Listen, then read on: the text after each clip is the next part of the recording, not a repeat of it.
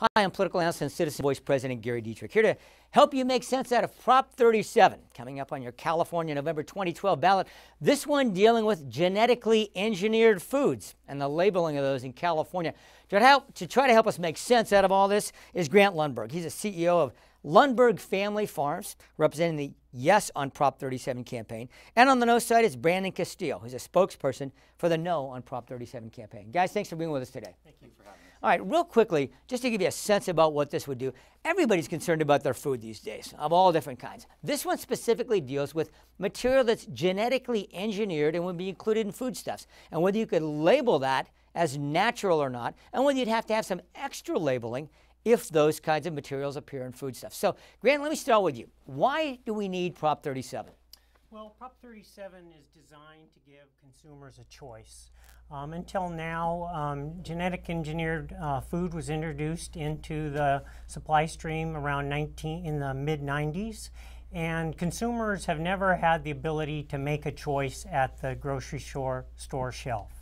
And so this is an important opportunity for consumers to go out and go to their supermarkets and be able to make an educated choice about the food that they're going to eat. So if any of these foodstuffs included any plant or animal materials that were genetically engineered, that would have to be noted on the packaging, correct? Right. So they're basically, if food contains genetically engineered or genetically modified ingredients, it needs to be labeled. There are some exemptions in it, and we'll get to those in just a second. Good. Okay, good. So that's basically the Brandon, why no on 37? Well, Gary, in California, we're used to ballot measures that promise something simple, something easy, but when you dig into the fine print, there's more to it that meets the eye. Prop 37 is exactly this type of measure. It was written by a trial lawyer for the benefit of trial lawyers. It creates a whole new category of shakedown lawsuits that we're concerned are going to hurt family farmers, grocers, and others. We believe that the science doesn't justify labeling, but it comes with huge costs, huge costs for taxpayers, huge costs for consumers. Grant talked about some of the exemptions. We also think the exemptions are arbitrary and don't really make sense. So in total, when you look at the whole measure, we think it's bad policy for the state that's going to harm consumers and harm our businesses in the state. Now let's dig into some of that stuff. Grant, let's come back to you, okay? Is this a trial lawyer measure, or is this guys like yourself who are out there growing things that you want to differentiate somehow from others? Well, I don't think it's a trial lawyer measure or growers trying to differentiate. It's a consumer-driven issue.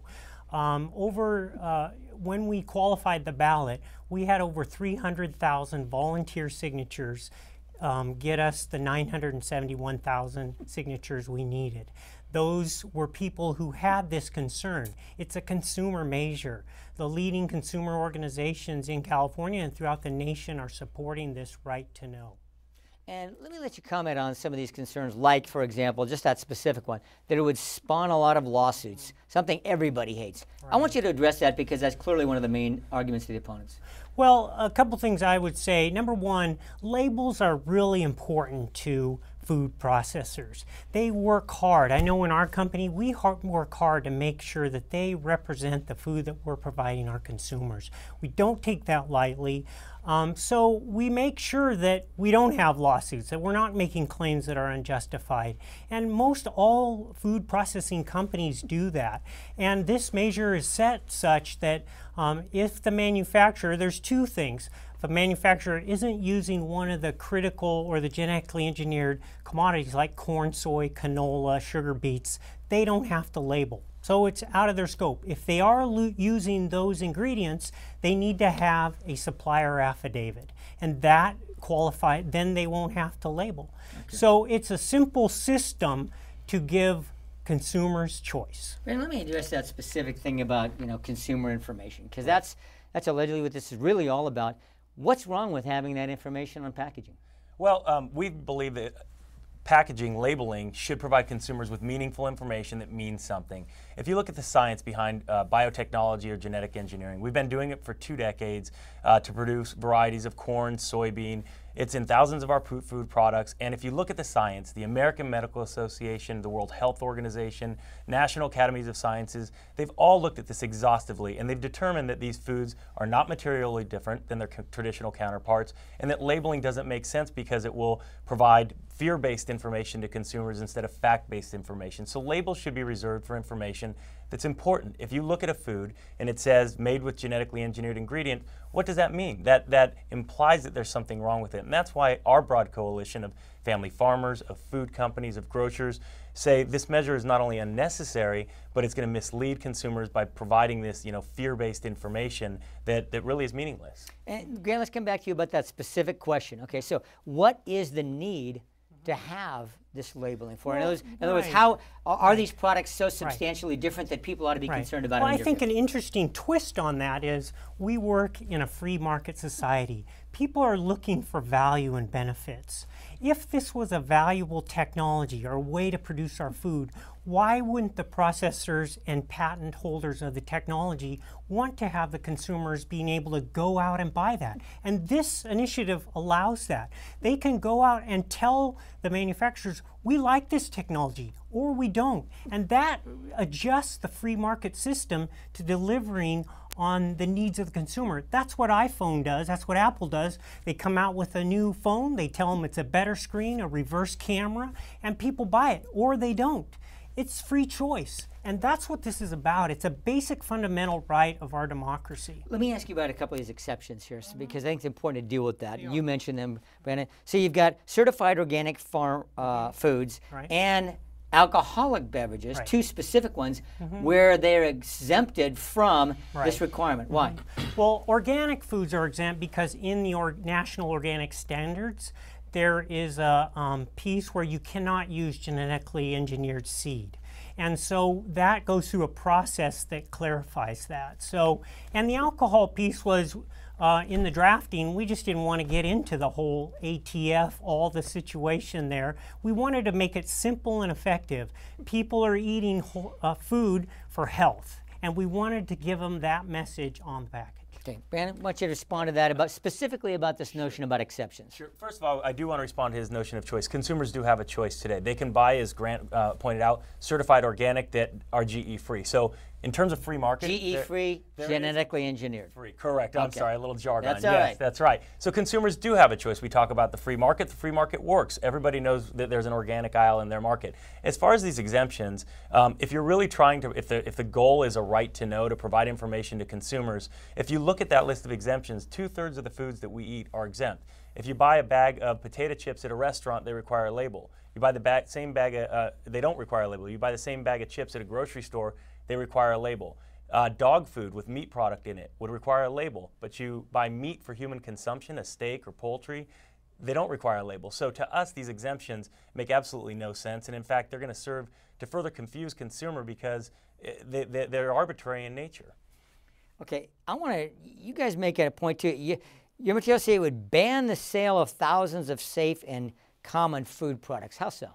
It's effectively a ban. If you aren't willing to label these products, if you don't repackage them and relabel them, just for California, by the way, our food producers in the Central Valley don't just make foods for California, they make them for the world. So if they choose not to label, then it's an effective ban. And the enforcement provision, again, is to have trial lawyers running around, checking the shelves of grocery stores, saying, you don't have a label, and now you're liable for a lawsuit. Okay. Grant, respond to that specifically before we wrap up here. This notion that somehow things are going to be banned under this measure. Okay, it's a free choice. Do you want to sell in California or not? Do you want to meet consumers? Consumers, 80% plus of consumers want to know what's in their food. Why wouldn't Kellogg's want to deliver that message? What is wrong with delivering that message to their consumers? They tell them about it tastes good, the fat content, the calories. I think it has to do with delivering a transparent food supply so people can make their own choices. Okay, I'm going to give you each 30 seconds to make your best case, all right? We've had a vigorous discussion here, as so often happens in California on our propositions, never more so than when people are dealing with things like their own food. So Grant, just tell us 30 seconds, why yes on 37 in your mind? Yes on 37 because it's an opportunity again for folks to make a choice at the grocery store. When they go shopping, they can choose many different parts about products, and when this labeling is enacted, they can choose if they want to consume products that have genetically engineered ingredients. Okay, and Brandon, why no on 37? No on 37 because it's much more than about labeling. Dig into the facts, and it's about trial lawyers making money off lawsuits. It's about arbitrary exemptions that don't make sense. And it's about new taxpayer costs and higher food costs for consumers. And that's why farmers, grocers, small businesses are all opposing this measure because when you dig into the facts, it's going to be higher costs for consumers and bad policy for California. You know, I am going to violate my own rules here, only to say what we didn't talk about was the money behind this. I think that's important in some of these measures. Very quickly, Grant, some of the major sources of funding for the yes side. We have some large consumer groups that are supporting this, and some natural food companies. Okay. And yeah. How about on the no side? Food companies and biotechnology companies, farmers, and others who believe that this measure is bad policy. It's going to increase costs, bad for California. All right. Thanks, gentlemen. Thank We've been you. talking with Grant Lundberg, CEO of Lundberg Family Farms, representing yes on Prop 37, and Brandon Castillo, spokesperson for no on 37. Gentlemen, thanks for that today. Thank you. All right, well, you know what? Never a dull moment in California, is it, my friends? Whether you're talking about auto insurance, funding for your kids' schools, or in this case, food. So anybody that says, nothing worthy to vote on. Oh, really? Prop 37, make sure you get registered to vote, and then on November 6th, make your voices heard. CitizenVoice.org. Remember, we're here to help.